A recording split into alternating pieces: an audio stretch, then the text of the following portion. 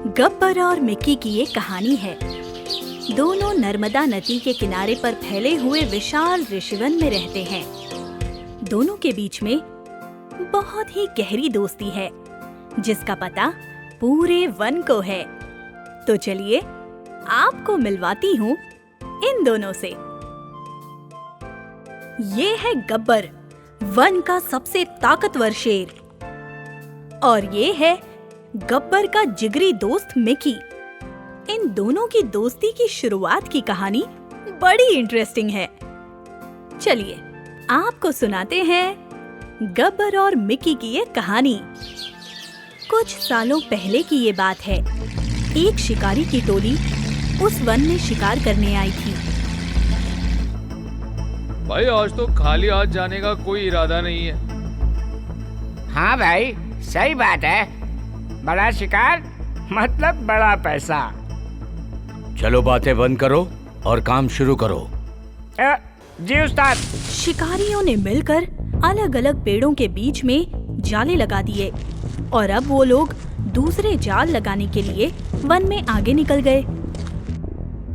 आज तो काम तमाम है तुम्हारा जंगली जानवरों, क्योंकि आज वन में पकिया भाई की टोली जो आई है। आवाज बंद कर लंबो, काम पर ध्यान दे।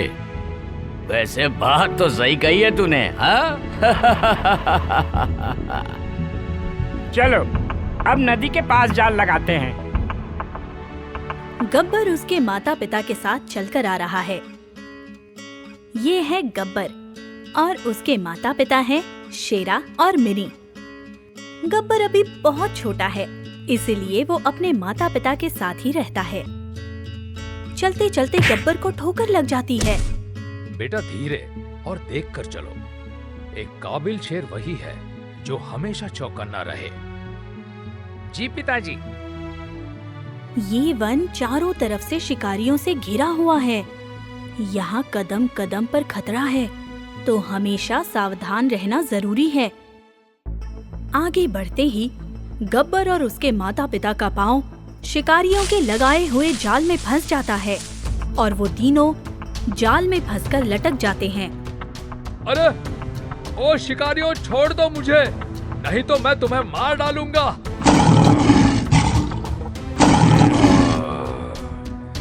बचाओ बचाओ बचाओ मुझे। बेटा गब्बर, हिम्मत रखो, मैं तुम्हें अभी बाहर निकालती हूँ। मिकी अपने बिल में से बाहर आकर बैठा है। ये मिकी है। गब्बर को चिल्लाता हुआ देखकर उसका मन तो कर रहा है कि उसकी मदद करे, पर उसे डर भी लग रहा है। बेचारा ये तो गया काम से। बचाना तो चाहता हूँ, पर इसकी मदद कैसे करूँ? कुछ तरकीब तो निकालनी पड़ेगी। मिकी गब्बर जो जाल में फंसा था उस पर चढ़ते हुए, ये क्या कर रहे हो तुम? मदद और क्या? बचना नहीं चाहते हो क्या? या तुम भी शिकारी के गाड़ी में बैठकर सर्कस के पिंजरे में जाना चाहते हो? नहीं नहीं भाई, मुझे नहीं जाना है सर्कस के पिंजरे में। मुझे बाहर निकालो, मुझे तो यहीं पर रहना है। गब्बर की और उसके परिवार की आवाज सुनकर शिकारियों को पता चल गया कि उनके बिछाए जाल में शेर फंस गए हैं। चलो भाइयों, आज की पार्टी के लिए तैयार हो जाओ। हाँ भाई, आवाज से तो लगता है कि कम से कम 3-4 जानवर तो पकड़े ही गए होंगे। शिकारियों की टोली अपने जाल में फंसे जानवरों को लेने के लिए निकल पड़ी और इस तरफ मिकी ने गब्बर का जाल अपने नुकीले दांतों से काटना शुरू कर दिया। फंसे हुए शेरों को देखकर, अरे वाह उस्ताद, एक नहीं दो नहीं पूरे 3 शेर। भाई ये तो पूरी फैमिली लग रही है। हाँ लंबू। भाई वो देखो, वो चूहा जाल काट रहा है। अरे जाके भगा उसको और पकड़ उस पिल्ले को, बच के जाने न पाए। कल्लू शिकारी मिकी को वहाँ से हटा पाता, उतने में गब्बर का पूरा जाल कट चुका था और गब्बर और मिकी वहाँ से भाग निकले। वो दोनों भागकर एक गुफा में जाकर छुप गए और यहाँ शिकारियों ने शेरा और मिनी को बेहोश करके गाड़ी में डाल दिया और शहर की तरफ निकल पड़े। मदद के लिए शुक्रिया दोस्त, तुमने मेरी जान बचाई है। हाँ दोस्त, तुम्हारी जान तो बचा ली, पर शेरा और तुम्हारी माँ को नहीं बचा पाया। मुझे माफ करना दोस्त। हाँ, माँ बाबा की बहुत याद आ रही है। अब मेरा क्या होगा? मैं ये वन में किसी को नहीं जानता। मैं कहाँ रहूंगा, किसके साथ रहूंगा, पता नहीं। अरे भाई, इतनी क्यों चिंता करते हो? मैं हूँ ना, मुझे इस वन का कोना कोना पता है। और रही बात रहने की, तो ये गुफा भी कोई बुरी जगह नहीं है। हम दोनों दोस्त आज से यहीं रहेंगे। अकेले हैं तो क्या गम है। हाँ हाँ हाँ, तुम बड़े कमाल के हो मिकी, लेकिन तुम देखना, इन शिकारियों को मैं नहीं छोड़ूंगा। हाँ भाई, मत छोड़ना, लेकिन उसके पहले पकड़ तो लो, फिर मत छोड़ना। आज न छोड़ेंगे तुझे दम दमादम। तो ये थी गब्बर और मिकी के दोस्ती की शुरुआत। अब दोनों को साथ में रहते हुए काफी साल हो गए और अब गब्बर बड़ा हो गया है। डर डर कर रहने वाले गब्बर से तो पूरा वन डरता है और मिकी इस बात का पूरा फायदा उठाता है और इस वजह से मिकी और गब्बर की दोस्ती से वन में कई जानवर जलते हैं। ये मिकी का कुछ करना पड़ेगा माया। हाँ, बिल्कुल सही कहा तुमने भूरी। गब्बर की वजह से ये बहुत हवा में उड़ रहा है। कहीं अकेले में मिला तो बताऊं इसे। हाँ, सही बात है। अब गब्बर और इसकी दोस्ती मैं तोड़ूंगी इनकी दोस्ती। मजा आ जाएगा। अब भूरी लोमड़ी दोनों की दोस्ती तोड़ने की साजिश करने लगी। एक दिन जब गब्बर ने मिकी को खाना खाने के लिए आवाज लगाई, मिकी आ जाओ, खाना खा लो दोस्त। भूरी लोमड़ी छुपकर मिकी की आवाज में, मुझे नहीं खाना है, तू अकेला खा ले। ये सुनकर गब्बर को बहुत बुरा लगा और वो उदास हो गया। मिकी ने पहले मुझसे कभी ऐसे बात नहीं की है। लगता है वो मुझसे नाराज है। अगले दिन मिकी को खाने के लिए एक पैकेट मिला।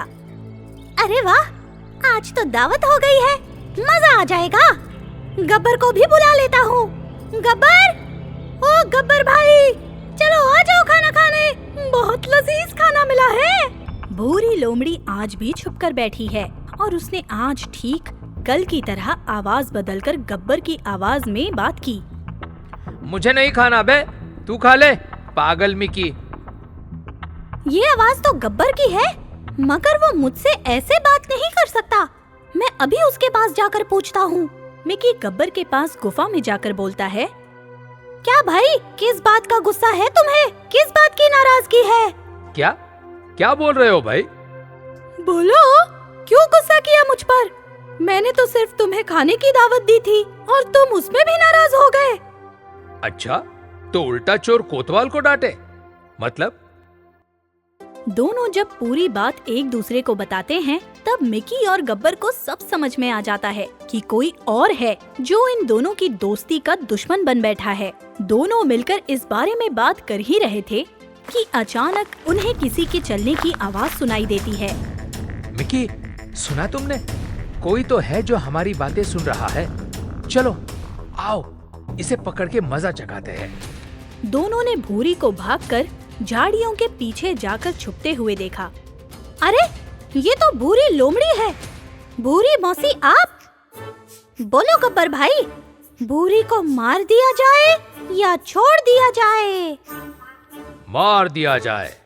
भूरी, अब सामने आने का वक्त आ गया है। बाहर आ जाओ, वरना मैं जो झाड़ियों में आ गया तो हड्डियां और गोश्त अलग होने में वक्त नहीं लगेगा।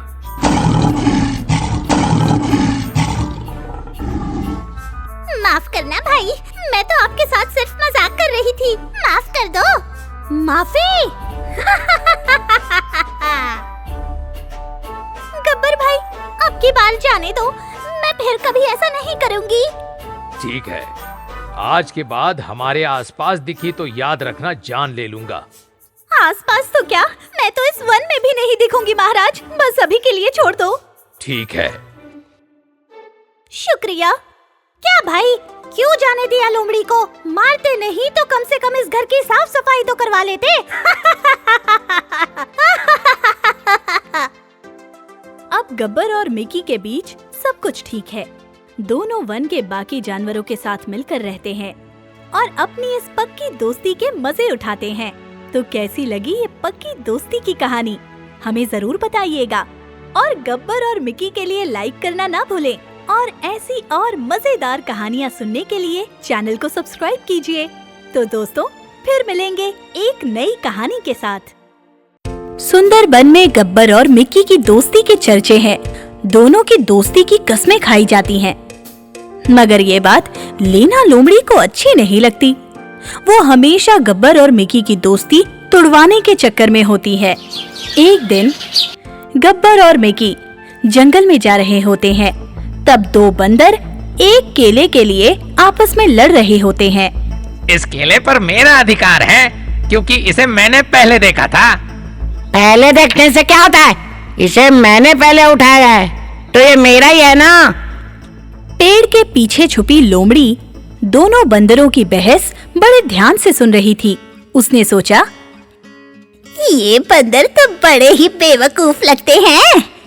इन दोनों को आपस में लड़ाकर केला खुद खा जाऊंगी। फिर लोमड़ी दोनों ही बंदरों के पास आकर कहती है, अरे भाई, क्या हुआ? दोनों लड़ क्यों रहे हो? लोमड़ी आंटी, अब आप ही बताइए। इस केले को पहले मैंने देखा तो केला मेरा ही हुआ ना। ऐसे कैसे तेरा हुआ? लोमड़ी आंटी, इस केले को पहले मैंने उठाया है तो आप बताओ, ये केला मेरा हुआ ना।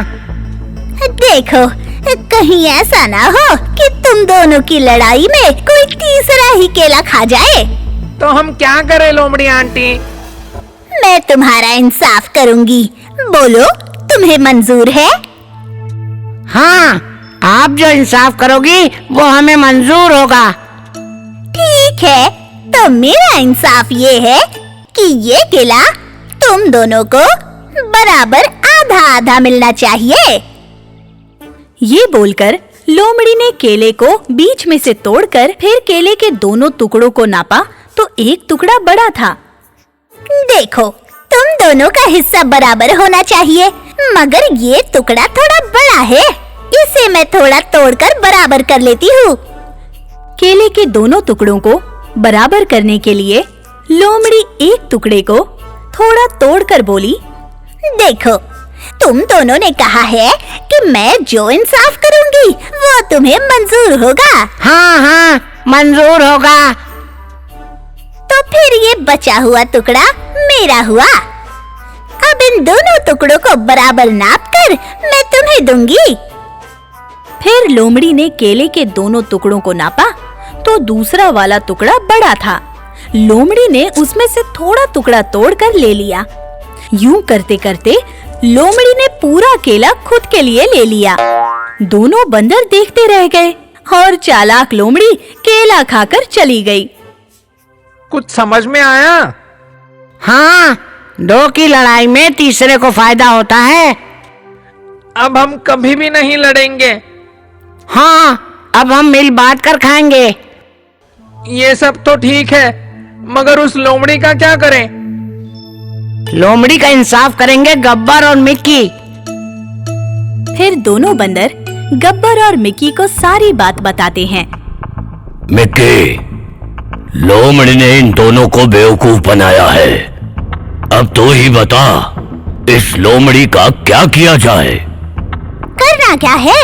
मिकी का दिमाग और गब्बर की ताकत का परिचय देना है। लोमड़ी को सबक सिखाने के लिए अपन के दिमाग में एक आइडिया आया है। फिर मिकी गब्बर के कान में कुछ कहता है। अच्छा आइडिया है, अमल में ला दो। अगले दिन तालाब के किनारे पर जब लोमड़ी पानी पीने जाती है तब सोने के जेवर से भरे थैले पर उसकी नजर पड़ती है। वाह, सोने के जेवर से भरा थैला। जेवर से भरा थैला जैसे ही लोमड़ी उठाती है सामने से आवाज आती है। रुक जाओ, ये जेवर का थैला हमारा है, क्योंकि इसे तुमसे पहले हमने उस पेड़ पर से देखा था।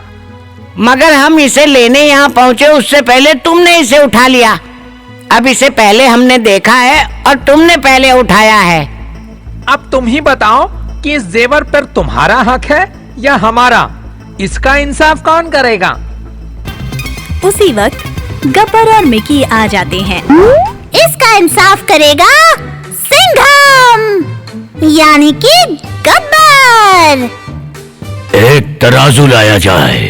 गब्बर ठीक उसी की तरह जेवर का बंटवारा करता है जैसे लोमड़ी ने केले का किया था। तराजू के दोनों पलड़ों में जेवर रखता है। जिस ओर पलड़ा झुक जाता है वहाँ से थोड़े जेवर अपने पास रख लेता है, फिर दोबारा वजन करता है। हर बार जिस पलड़े में जेवर ज्यादा होते हैं उसमें से थोड़े जेवर निकालकर अपने पास रख लेता है। यूं करते करते अब सारे जेवर गब्बर के पास आ जाते हैं। ये देखकर लोमड़ी समझ जाती है। अच्छा, मेरा ही दांव मुझ पर ही आजमाएगा। कोई बात नहीं सिंघम, इस थप्पड़ की गूंज तुम्हें जरूर सुनाई देगी। ये कहकर लोमड़ी गुस्से में वहाँ से चली जाती है। अगले दिन जंगल में शिकारी आते हैं। लोमड़ी शिकारी के पास जाकर कहती है, शिकारी बाबू की जय हो। अरे भाई, लोमड़ी को देखो, खुद चलकर शिकारी के पास अपनी वाट लगाने आई है। पकड़ लो इसे। मुझे पकड़कर अपना नुकसान क्यों करते हो शिकारी बाबू? मैं तुम्हें शेर पकड़वाती हूँ। अच्छा, मगर शेर को पकड़वा कर तुझे क्या फायदा? बदला, बाप का, दादा का, भाई का, सबका बदला लेगा ये फैजल। मतलब कि लोमड़ी। मेरे भाई, मेरे बाप, मेरे दादा सबको मारा है इन शेरों ने। मैं इनका नामो निशान मिटा दूंगी। ठीक है, तो फिर देर किस बात की? अभी सिंघम के सोने का वक्त है। मैं तुम्हें उनकी गुफा तक पहुंचाऊंगी। फिर बाकी का काम हम कर लेंगे। ये बात ऊपर पेड़ पर बैठा बंदर सुन रहा था। तो सिंघम के खिलाफ साजिश। इस गुफा में ही मेरा दुश्मन रहता है। गब्बर पर आए हुए खतरे को बंदरों ने पहले से ही भांप लिया था। बंदरों ने गब्बर को झाड़ियों में छुपा दिया था। साथियों, गब्बर को पकड़ना ही हमारा मकसद है। झाड़ियों में छुपा गब्बर जब शिकारियों को देखता है तो पहचान जाता है कि यही शिकारी उसके माँ बाप को पिंजरे में कैद करके ले गए थे। मेरे माँ बाप को ले जाने वालों, आज मैं तुमको नहीं छोड़ूंगा। शिकारी लोग जैसे ही गब्बर की गुफा में जाते हैं, जंगल के सारे जानवर उन्हें घेर लेते हैं। सावधान शिकारी, तुम लोग फंस चुके हो। अगर जरा सी भी चालाकी की तो तुम सबकी हड्डी पसली एक कर दूंगा। तुम चाहते क्या हो? सौदा। हम तुमसे सौदा करना चाहते हैं। कैसा सौदा? मैं जब छोटा था तब तुम लोग मेरे माँ बाप को उठा कर ले गए थे। अब वो मुझे वापस चाहिए। हाँ, तभी हम तुम लोगों को वापस जाने देंगे। और सौदा नंबर 2, तुम यहाँ से खाली हाथ नहीं जाओगे। उस नालायक लोमड़ी को साथ लेकर जाओगे। ये सौदा हमें मंजूर है। तभी झाड़ी में छुपी हुई लोमड़ी पास आकर बोली, मुझे माफ कर दो सिंघम, मुझसे बहुत बड़ी गलती हो गई। माफी? और तुझे? कभी नहीं। अब तो इस जंगल से सारी लोमड़ियों को भगाएंगे। अब भालू भाई, मैंने गलती की है, मगर मेरी गलती की वजह से सिंघम को उसके माँ बाप मिल जाएंगे ना? क्या इस खुशी के लिए आप मुझे माफ नहीं कर सकते? हाँ, ये बात तो सच है। तेरी वजह से ही मुझे अपने माँ बाप मिलेंगे। तो क्या किया जाए गुरु? मार दिया जाए कि छोड़ दिया जाए? छोड़ दिया जाए, मगर ये बात याद रखना, आइंदा अगर कभी ऐसी हरकत की तो कच्चा चबा जाऊंगा। फिर शिकारी ने फोन करके सर्कस में बेच दिए गब्बर के माता पिता को बुलवाकर सिंघम को सौंप दिया और शिकारी लोग अपनी जान बचाकर वहां से चले गए। कई सालों के बाद गब्बर का अपने माता पिता से मिलन हुआ है और जंगल में खुशियां आ जाती हैं। आपको हमारा ये वीडियो पसंद आया हो तो प्लीज हमारे चैनल को सब्सक्राइब कीजिए और हाँ, वीडियो को लाइक और शेयर करना मत भूलना। धन्यवाद।